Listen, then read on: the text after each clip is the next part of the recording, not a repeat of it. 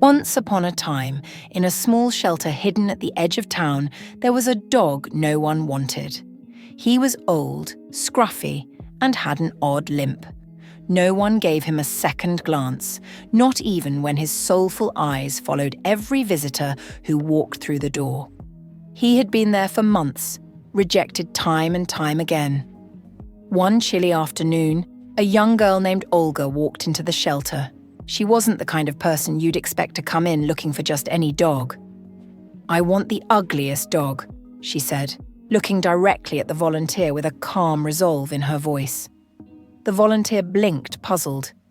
"We have puppies, young and playful. Surely one of them would be a better fit." But Olga shook her head. "Number, I want the one everyone has refused." After a moment of hesitation, the volunteer led Olga to the back of the shelter, where the old dog lay in his corner. His tail wagged slightly, as if sensing that someone was finally going to choose him. Olga bent down and looked at him. His fur was matted, his eyes cloudy, but something in his gaze made her heart ache. Without hesitation, she opened the door to his cage and gently petted him. "Your name will be Charlie," she whispered, a soft smile touching her lips. The volunteer watched, unable to contain her curiosity. She approached Olga and asked, "Can I ask why him? Why not a younger, healthier dog?"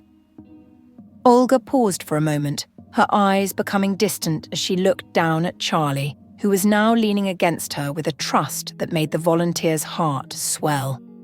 "I was abandoned once," Olga said softly, her voice trembling slightly. "When I was 3, my mother left me at an orphanage.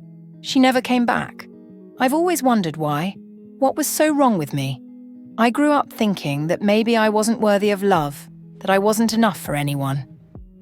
The volunteer's eyes filled with tears as Olga continued. "But when I grew older, I promised myself that I would never leave anyone behind. Not like that. I'm studying to be a veterinarian because I want to help those who are forgotten, the ones everyone gives up on.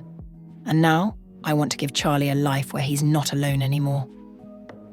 The shelter worker wiped her eyes, moved beyond words. "You're an amazing person," she whispered, her voice thick with emotion.